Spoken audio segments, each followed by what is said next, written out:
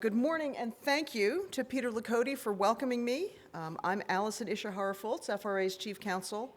Also want to thank the Texas Rail Advocates for hosting this gathering, and to the Texas Short Line and Regional Rail Association for letting us piggyback on its annual meeting. It's great to appear before such a diversity of rail stakeholders because it's comprised not just of freight or passenger railroads, but also states, regional, and metropolitan planners in the transit section, as well as representatives from manufacturers, suppliers, industry, contractors, consultants, financial advisors, and technology and engineering firms. I would say that this conference is unusual in the breadth of participants in the rail ecosystem that you've gathered under one roof. And FRA is pleased to contribute to the discussion today.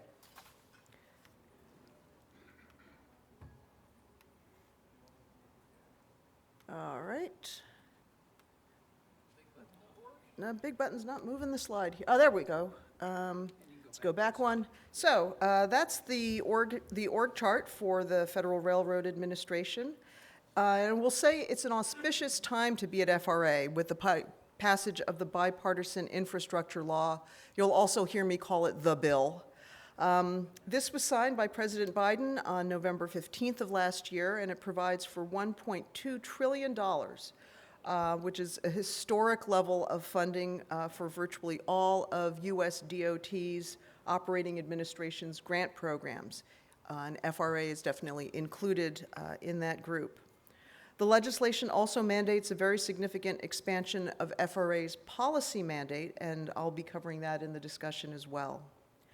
I joined FRA last fall after working in private practice as an attorney, as Peter described, with an emphasis on commuter and intercity passenger rail matters, but certainly not exclusively so. Serving at FRA now is a welcome challenge for me since I've represented so many different participants in the rail industry.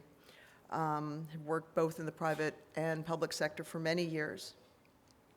And so in my work prior to joining FRA, I feel that I acquired knowledge and appreciation for our freight railroads, which are the foundation upon which America's intermodal transportation network rests.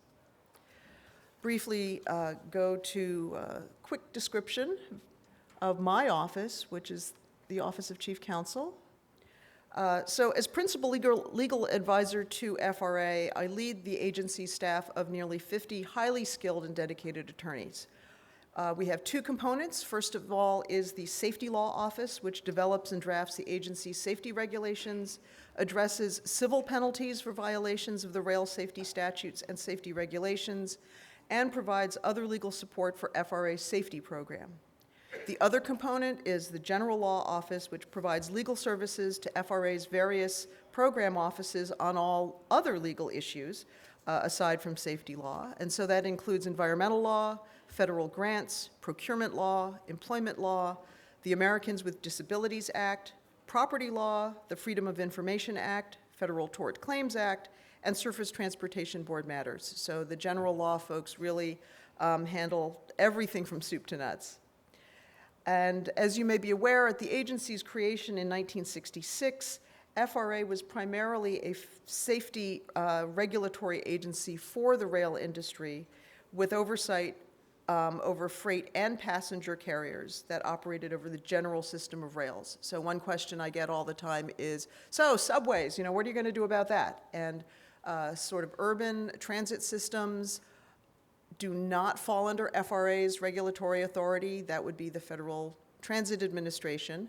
But certainly intercity passenger rail, Amtrak, commuter rail operators, anybody who's sharing the national rail network would fall under FRA's jurisdiction.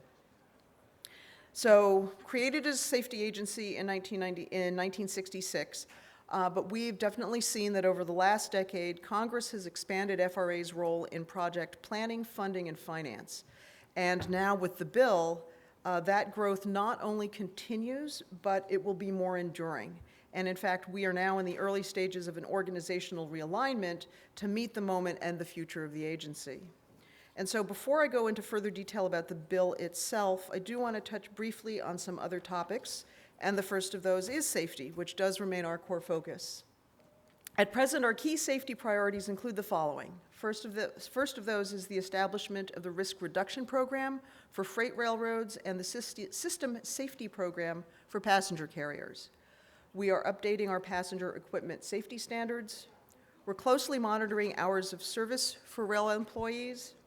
And we're also continuing to closely monitor the development and adoption of new technologies related to automation, including track inspection functions. We're strengthening our oversight of bridge safety, and of course, we're addressing the persistent challenge posed by highway rail grade crossings and illegal trespassing. And there are some measures in the bill that I'll be speaking about shortly to address those issues in particular. So you'll see here a U.S. map reflecting the current sort of alignment of our safety oversight effort.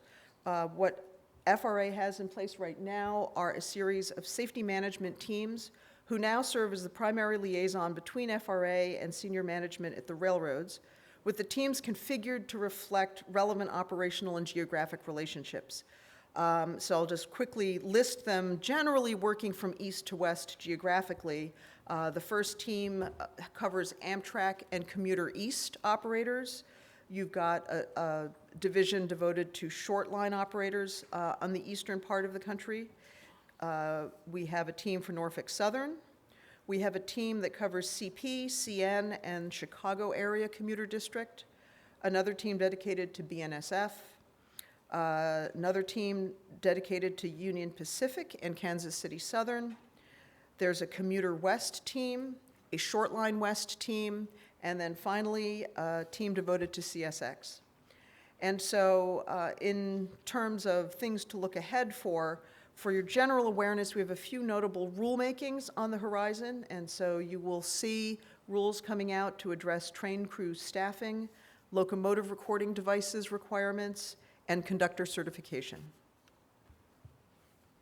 So, something I think we've all been very wrapped up in the last 2 years, and that's FRA's COVID-19 response. And so even though we're looking towards the future, I do want to acknowledge how the COVID-19 pandemic has affected the rail sector.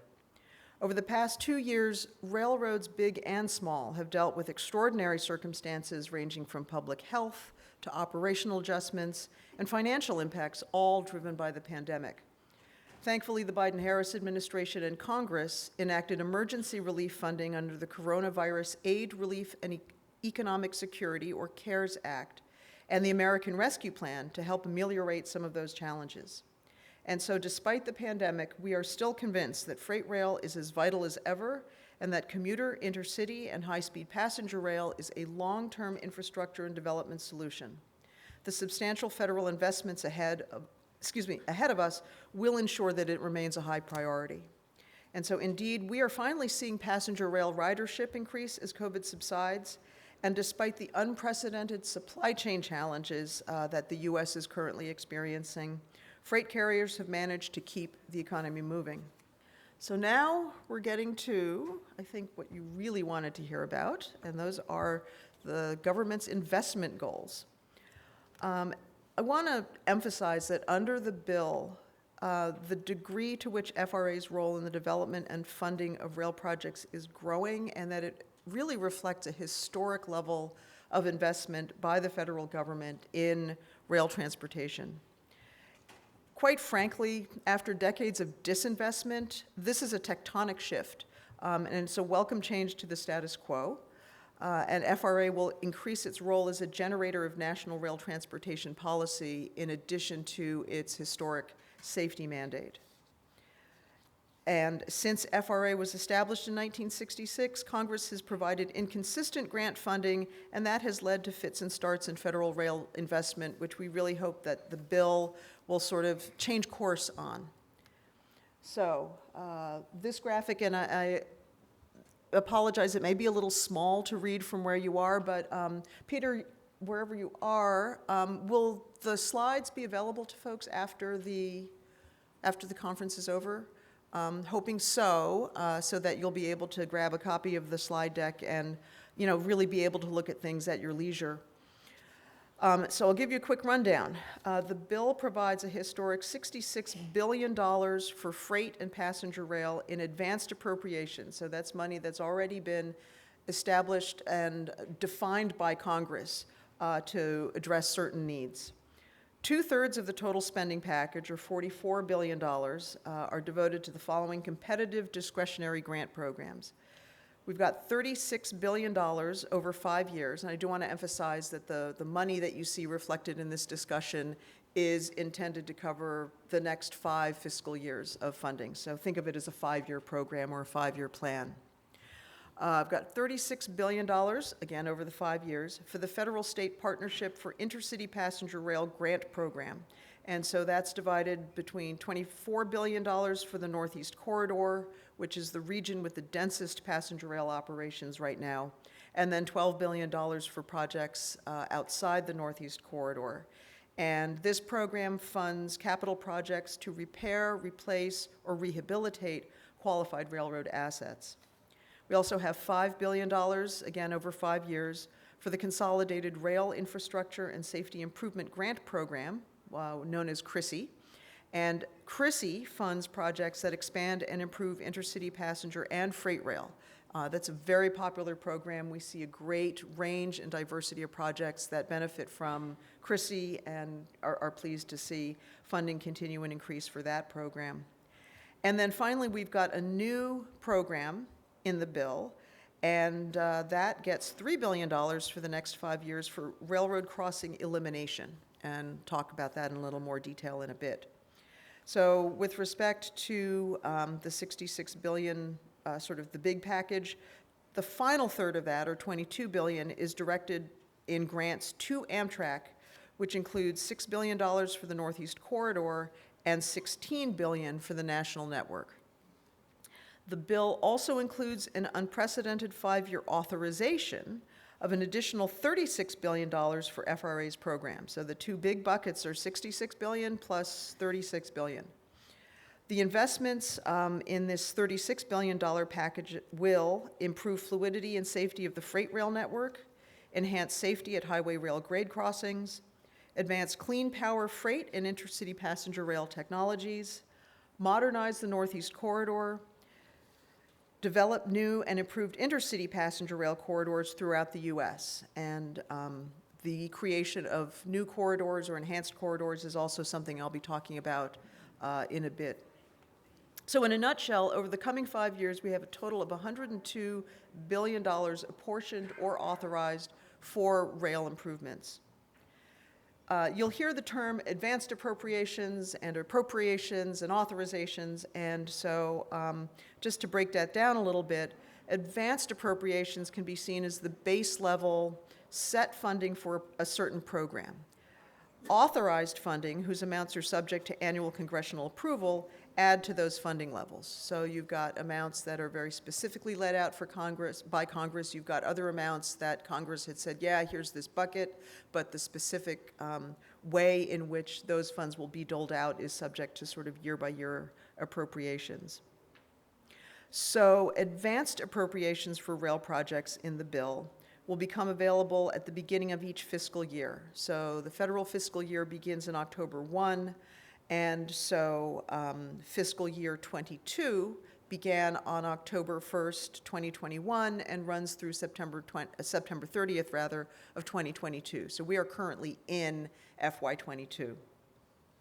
And then finally, authorized funding, which is enacted by Congress and dependent on annual appropriations amount, may differ from the full amount that's authorized for rail projects in the bill, because it's the actual annual appropriation that Congress acts on up to the levels that they have established in prior legislation.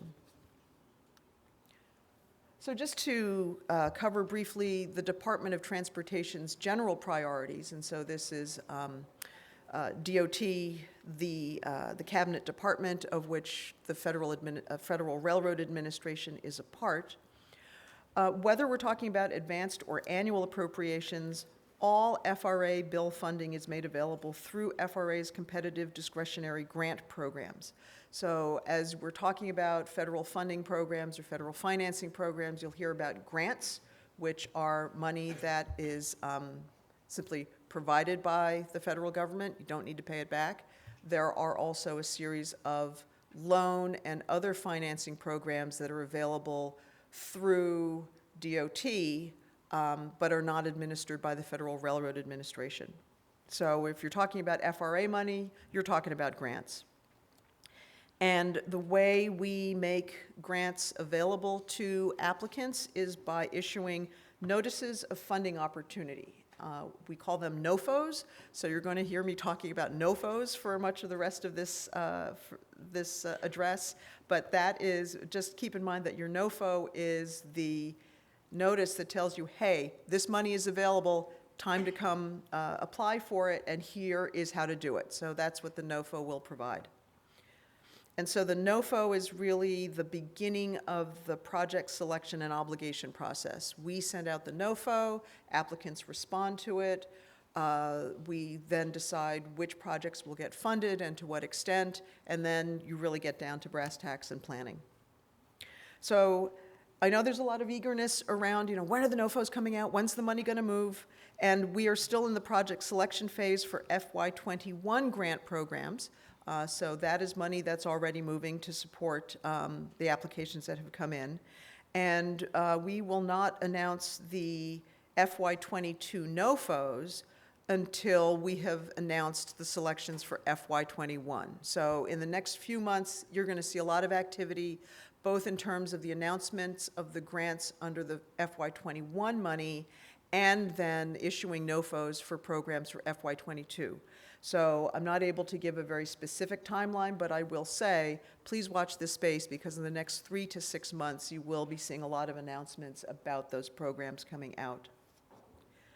So for stakeholders who are unfamiliar with how this process works or what steps they can take to position their applications well for the NOFO application window, FRA has prepared and is still preparing webinars and technical assistance and other means of outreach, and we encourage stakeholders to review these resources. And so at the end of the presentation, I'll give the address for FRA's bill website, which is the portal to all of these programs, and do encourage everyone to check that frequently, because we'll be updating it as new information becomes available and as we develop guidance for applicants. And we particularly want to encourage municipalities, tribes, small organizations, essentially those applicants who have traditionally not been part of our mix, to be aware of the fact that they may well be available for funding, and to refer to our resources and reach out for guidance and technical assistance so that you can be part of the process as well. Just want to reemphasize that the priorities of this administration are clearly articulated and well suited to rail network improvements. The bill, we say this around the shop as well, it's really a once-in-a-generation transformative investment in critical infrastructure. So this is a reflection of the National Passenger Rail Map, and the bill represents the most significant investment in passenger rail in 50 years, really since the formation of Amtrak, and the largest ever investment in public transportation. The bill will make our transportation system safer, more efficient, reliable, and resilient. We are doubling federal funding for public transit, and this is at the departmental level, so this is not just DOT, not just FRA, talking about FRA and all of our sister operational agencies. Federal funding for public transit, including rail cars, stations, and thousands of miles of track, signals, and power systems that need to be replaced, are all part of this significant funding increase. And we'll also be investing in reliable passenger and freight rail service that has the potential to offer safe, efficient, and climate-friendly options for moving people and goods. And I know you heard from Amtrak earlier today, but here's the Amtrak. Did that advance? No. There we go. That's the Amtrak Connects Us map. And so the department and FRA's vision is not only to repair and replace aging infrastructure, but also to expand capacity. The goal is to build robust transportation networks and underlying infrastructure that will carry us through the next 100 years. As many of you know, Amtrak has set forth its own highly ambitious vision for intercity passenger rail, as shown on this map, as you heard about in much more detail earlier. And we really felt it was important to include this because it reinforces the types of long-term planning that we have long encouraged that states and regions do. And also wanted to cover high-speed rail projects because regional rail planning efforts are helping to set the stage for realizing long-term visions for passenger rail transportation around the country and to deploy different scales of operations to most effectively serve metropolitan and regional needs. I would add to that as well rural needs because the passenger transportation solutions that you put in place really should reflect regional needs and regional demands. They are not a one-size-fits-all. You may have heard the slogan, if you've seen one passenger rail system, you've seen one passenger rail system, because the needs do really need to be local and focused. And so the high-speed projects that you see reflected on this slide are yet another example of what's possible when states and stakeholders, both public and private, come together to advance a shared vision. The challenge for each is to fully demonstrate how a project will generate benefits to achieve the economic, social, and environmental goals embodied in the bipartisan infrastructure law and to meet the needs of citizens. We know in a number of regions, high-speed rail projects like those being developed or considered in California, Florida, along the Northeast Corridor, and of course here in Texas, are in some cases the optimum model.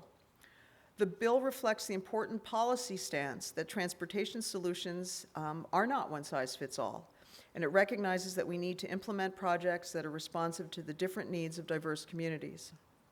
Intercity passenger rail investments need to be targeted to meet the needs of people and communities.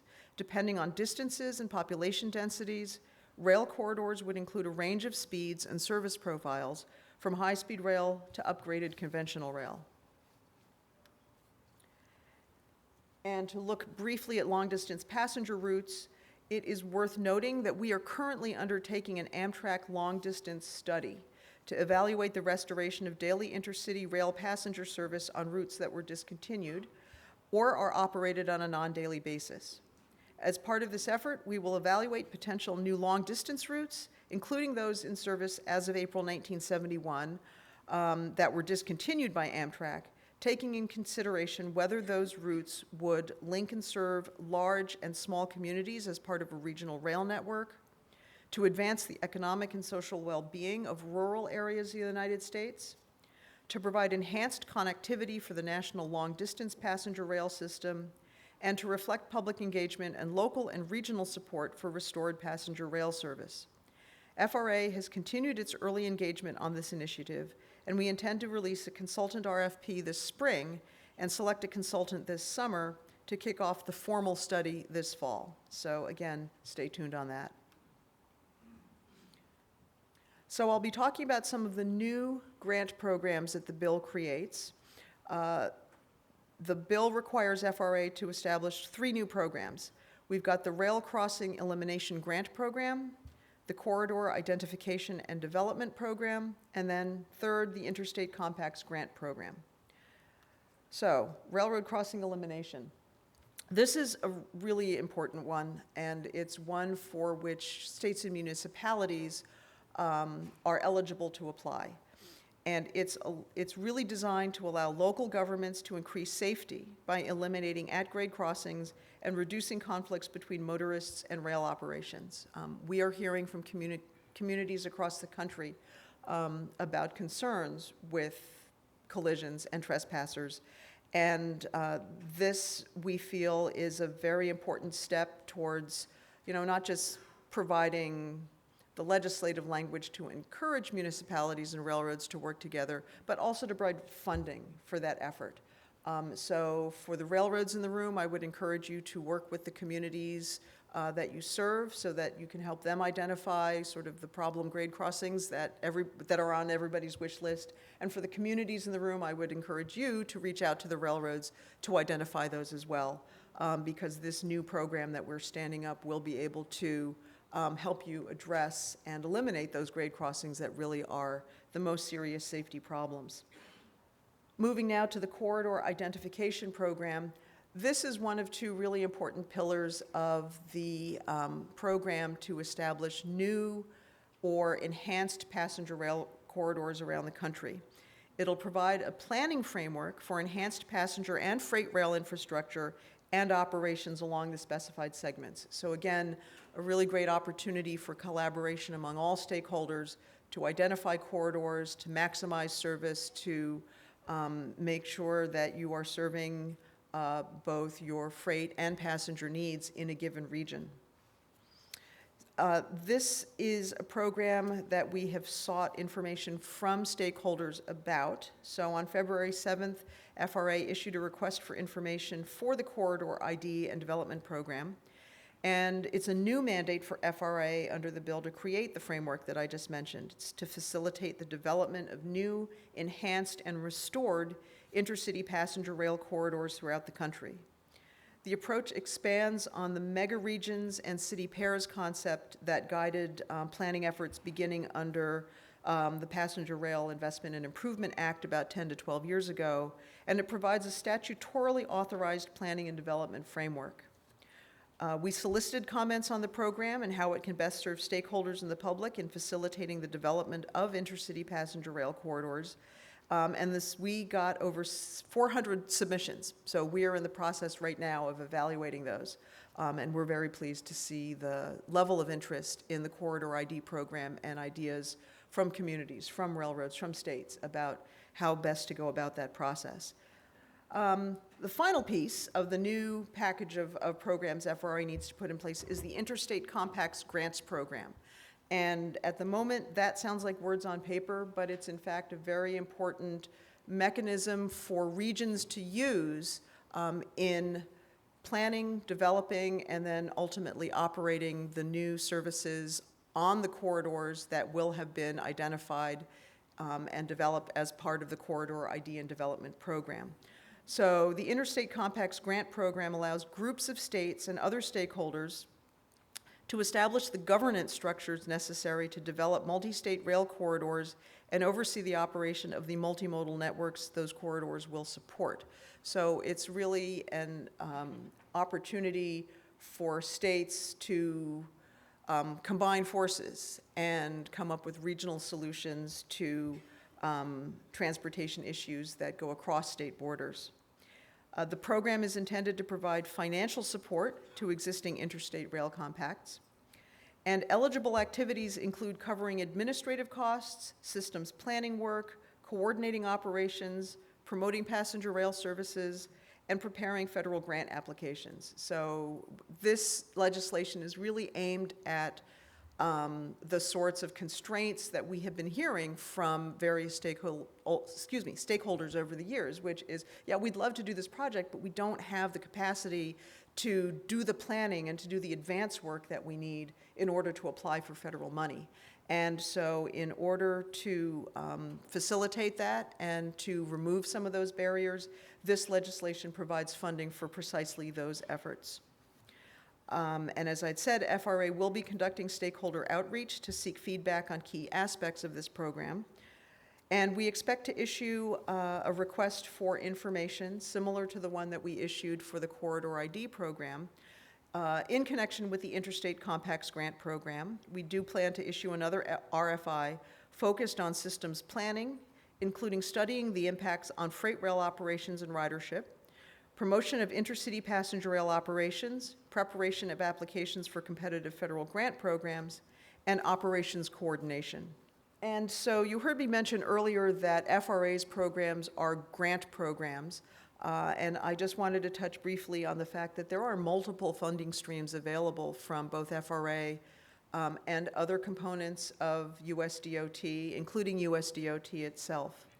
So the funding that the bill provides is critical to sustaining the investment levels necessary to ensure that the United States has the multimodal transportation system required to meet the mobility, economic, equity, and climate challenges facing the country. At FRA and DOT overall, we're giving a lot of attention to guiding applicants to available funding opportunities and how to access them to turn vision into reality. Under the bill, the different modes will each have their own eligibility requirements as articulated by Congress, and each stakeholder group and constituency, including all of you, have a place at the table and a role in shaping the future. In addition to the FRA funds being made available under the bill, project leaders need to consider when appropriate to pursue funding from FTA or again from DOT itself. So the Build America Bureau is housed at US DOT, and they handle the RIF program, which is focused on railroad infrastructure, and other financing programs that may be available for your projects as well.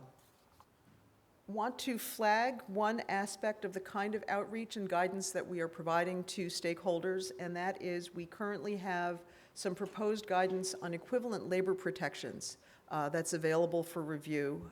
We issued a Federal Register notice to announce its availability in February, and comments are due on April 18th, and you can find a copy of this guidance on FRA's website. But this particular labor protection guidance is issued in order to help project proponents comply with statutory requirements to be sure that any railroad workers who are existing at the time that a project is instituted are protected as the project goes along and goes into operation. And it's a way to allow project applicants to work together with the railroads on whose right-of-way they may be operating and pursuing projects. So do encourage you to have a look at that. Getting towards the wrap-up here, some examples of bill in action. In the coming months, we'll continue a multi-step process of stakeholder outreach and consultation on both our existing programs and our new ones. So as you'd heard me talk about earlier, you will be hearing about NOFOs, the Notices of Funding Opportunity, for our new corridor identification, our crossing elimination, and interstate compacts programs. Those guidance documents are all in the pipeline, and so watch this space in the coming months. In each instance, we need dedicated professionals like yourselves to help your employers and allied partners socialize not just the legal and programmatic requirements for each program and each NOFO, but also the spirit and intent of them too. We really want everybody to be thinking big in terms of improving and expanding rail infrastructure in the country, because for once we've really got some funding to really start to support that.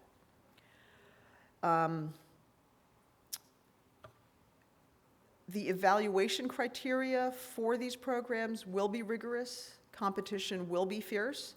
But as I'd said earlier, we do also want to help applicants to put the best application forward that they possibly can. And so we will be providing the guidance to do that. Do want to acknowledge that rail is unique in our transportation system, not just by virtue of the fact that it is primarily privately owned, but that unlike highways and public transit, rail has lacked a multi-year funding stream from the federal government. So the $66 billion that I had talked about earlier in advanced appropriations is a welcome infusion that will make up for some, but not all of those historic gaps. But we believe that as a result of the investments that we will be making, you will see increased network fluidity for all users, including modernized systems, elimination of choke points, and updated infrastructure.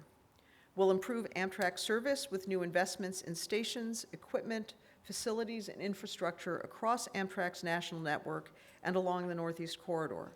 This will make for a more convenient and enjoyable experience for riders and increased accessibility for all patrons. The potential to bring passenger rail service, including high-speed and high-performance operations, to regions across the country, which will connect economies and communities in new ways. From the High-Speed Ground Transportation Act of 1965 to the Fixing America's Surface Transportation Act of 2015 and the FAST Act, progress has materialized, but historically not nearly been enough consistently enough. We're focused on advancing safe, efficient, equitable, and climate-friendly transportation alternatives for our citizens. And so with the bill, we have the chance now to bring about profound changes that will benefit the American public. Together, we can advance rail projects, including high-performance rail, from simply being a vision to becoming a reality. I believe there will be transformative change as a result of the historic commitments to passenger rail programs in the bill, which will also benefit the network as a whole. It's not an abstraction, but tangible in terms of more and better service, which is frequent, reliable, and accessible. And while Amtrak and the communities it serves stand to benefit immensely in the years ahead, so too do commuter operators and freight railroads. This will all translate into an improved national rail network for passenger and freight, or as I like to think of it, a more varied ecosystem. So, want to bring your attention to the bill website on FRA's website. There we go. So there's the link to the bill portal. We are looking at truly a once-in-a-generation moment to invest in our infrastructure, to grow the economy in a sustainable and reliable manner, and to leverage the inherent efficiencies of rail. We need to reinforce the notion that each region has its own needs and capabilities, and that local, state, and regionally driven decisions are necessary to best meet the needs within a specified corridor. So how do we get there? We'll know it will require making wise investments based upon sound planning. It requires enlisting support from Congress, fostering strong public-private partnerships, and robust project management. As we move forward, I urge all of you to continue being advocates, champions, and leading enablers of good project delivery. Similarly, we all need to ensure harmonization and coordination among and between participating agencies. And so that's aimed at us at DOT. And so, for instance, we at FRA are determined to ensure close coordination with our counterparts at the Federal Transit Administration and at DOT as well. When considering how we achieve these goals, ideals, and aspirations, rest assured that we share your enthusiasm for the improvement of our nation's rail network, and we look forward to being an active partner in creating a truly robust service network. So in closing, I just want to say, the smart, talented public servants at FRA stand ready to restore and expand safe, reliable, and efficient rail operations now and into the future. This moment is full of opportunities for us to turn projects and possibilities into transformative progress. I look forward to working together to make our infrastructure visions a reality. FRA is listening and wants to know what your needs and concerns are. And so with that, I thank you for your efforts and your support, and thank you for your time. Happy to take questions now.